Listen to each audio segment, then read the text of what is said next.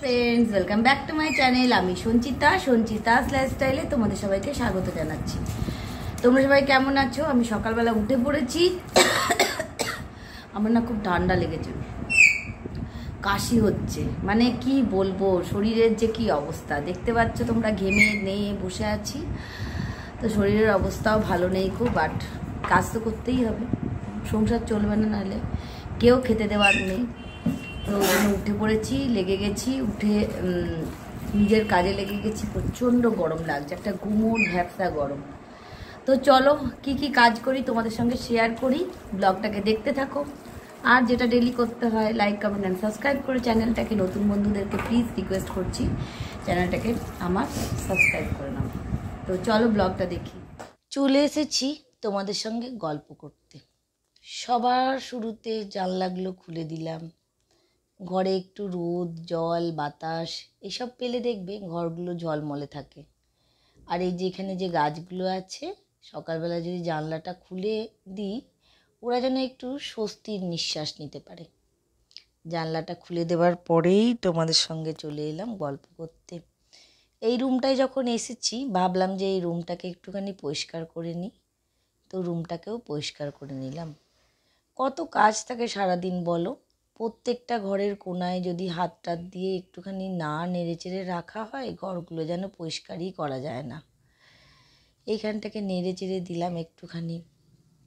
টিকে এইখানে বসে গেম খেলে, দুনিয়ার ওর কাগজপত্র এইসব এখানে রাখা। ওইদিকে কম্পিউটার টেবিলটা আর অ্যাকোরিয়ামটা আছে, ওই দিকটাও একটুখানি মুছে দিলাম। কম্পিউটার টেবিলটা আজকাল আমার খুব ভালো লাগার জায়গা, মাঝে মাঝেই বসি আমি ওইখানে। এই দেখো চলে এসেছি তনু রেনুর রুমে। ভাবলাম চাদরটা চেঞ্জ করে দিই, আজকে রেনু ঘরে নেই। রেনু আবার একদম চাদর চেঞ্জ করতে দেয় না। না, আমার এই চাদর তুমি চেঞ্জ করবে না। একটা পিঙ্ক চাদর আছে, সেটা পাতা থাকলে ওটাই যেন ওখানে পাতা থাকে। ও এত পিঙ্ক কালারটা ভালোবাসে। এই রুমটা তনু রেনুর রুম। যখন আমি বানিয়েছিলাম তনু রেনুর জন্যই স্পেশাল বানিয়েছিলাম। তো এখন তো তনু নেই, তনু দিল্লিতে থাকে। তো রেনু এই রুমটায় থাকে, আর ওর খুব পিঙ্ক কালার পছন্দ। ওই জন্য এই ঘরের বিশেষ সব ফার্নিচার, তারপরে এই ঘরে যত তোমার কার্টেন আছে, বিছানার চাদর আছে, সেগুলো সব পিঙ্ক কালার। বাটিকের চাদর আমি পিঙ্ক খুঁজে পাইনি, সেই জন্যেই আমি হলুদ নিয়ে এসেছি। পারলেও পিঙ্ক চাদরই পাততে দেয়, ও সব কিছু পিঙ্ক। আর ওই জায়গাটায় অনেক জিনিস থাকে। রেনুকে বলি একটু করে মুছে দিবি, ওরা সময় হয়ে ওঠে না। আজ রেনু কলেজ গেছে। আমি এখানটাও পুছে নিলাম। প্রত্যেকটা কোনায় যদি ঘরের হাত দেওয়া হয়, আস্তে আস্তে পুছে নেওয়া হয়, দেখবে প্রত্যেকটা কোণা যেন ঝকঝক করে ওঠে। প্রত্যেকটা জায়গায় যেন একটা হাতের পরশ। আমরা প্রত্যেকটা জিনিসের উপরে, বস্তুর উপরে এত মায়ায় পড়ে যায়। এই খাটটা আমি আসাম থেকে কিনে এনেছিলাম। আমি যখন এই ফ্ল্যাটে আসি তখন যখন আমরা ট্রাকে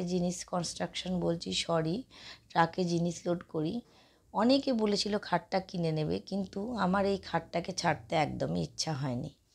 এটা সেগুন কাঠের বানানো। আমার মেয়েরা জানো হেসে বলে এটা তোমার জাহাজ, কারণ খাটটা এত বড় সড়ো আর এত ভারী, ওটাকে নড়ানোর ক্ষমতা কারুরই হয় না। ওকে যেখানে একবার ঢোকানো হয় ও সেইখান থেকেই বেরোয়। যাই হোক, এই খাটটা এখানে জিনিসপত্রগুলো থাকে, এটাকে এইখানটা গুছিয়ে দিলাম। গুছিয়ে দিলে একটুখানি কি হয়, ঘরটা একটুখানি ফ্রেশ থাকে। প্রত্যেকটা জায়গা একটু পরিষ্কার করে নিলাম খাটে যখন উঠেছি। আর আমার একটু পরিষ্কার পরিচ্ছন্ন করা একটুখানি অভ্যাসও আছে। ঘরটা যতক্ষণ না টিপটপ হয় আমার যেন শান্তি লাগে না। তোমাদের সঙ্গে গল্প করতে করতে দেখছো তো ঠিক সব কাজগুলো হয়ে গেল।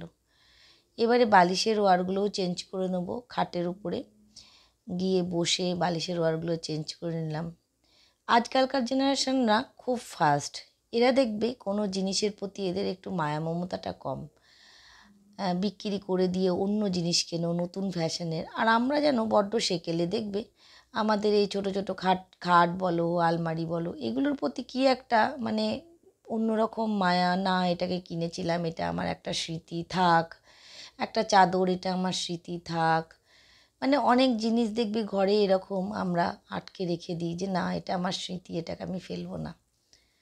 বাট আজকালকার জেনারেশন কিন্তু নয়, তাদের কাছে এইগুলো বস্তুই মাত্র, এদের কোনো স্মৃতি নেই গো। ওদের লাইফ এতই ফাস্ট, ওরা একটাকে বদলে অন্যটাকে আপন করতে ওদের বেশিক্ষণ সময় লাগে না। আমরা হয়তো বড্ড সেকেলে, আমাদের কিন্তু সময় লাগে দেখবে। আমি তো পারি না, পার্টিকুলার স্মৃতি যেন সব জিনিসটাই মনে হয় আমার হাতের ছোঁয়া আছে, এই চাদরটাই আমার হাতের ছোঁয়া আছে, ওইটাকে আমি ওইখান থেকে কিনেছিলাম, এইগুলো আমার মধ্যে মানে খুব আছে। যাই হোক, দেখো বালিশের ওয়ারটাকেও চেঞ্জ করে নিলাম। আর এটা যেহেতু এসি রুম, এখানে শুলে কিন্তু একটা হালকা চাদরের দরকার সব সময় পড়ে সারা বছর। তো এইটা রেনু গায়ে নেয়, কারণ ও এখানে শোয় বেশিরভাগ, আমি অন্য রুমেই শুই। চাদর টাদর পাতা হয়ে গেছে, যাই অন্য কাজগুলো করে নিই। আজকে একটু ডাইনিং টেবিলটাও পরিষ্কার করব। এই রুমে যখন ঢুকেছি আলমারিটাও মুছে নিলাম, ওইদিকে একটা টেবিল আছে ওইটাও মুছে নিলাম, তারপরে ড্রেসিং টেবিলটাও মুছে নিলাম। এ দেখো ডাইনিং টেবিলে চলে এসেছি। এবার ডাইনিং টেবিলটাকে পরিষ্কার করে দেবো। এটা আমার ঘরের কেন্দ্রবিন্দু, এটা পরিষ্কার থাকলে তবে মন মাথা সব ঠান্ডা থাকবে, কারণ আমরা এখানে বসেই বেশিটা সময় কাটাই। যাই হোক, এরপরে আবার তোমাদের সাথে আমি বকতে চলে এলাম, সঙ্গে থাকো, ব্লগটা দেখো। চলো, সকাল থেকে সব কাজ কর্ম সব কিছু তোমাদেরকে দেখিয়ে দিয়েছি, এবার আমি খেতে বসবো। আর দেখো ওষুধপালা সব নিয়েই বসেছি, খাওয়ার পরেই ওষুধ খেতে হবে।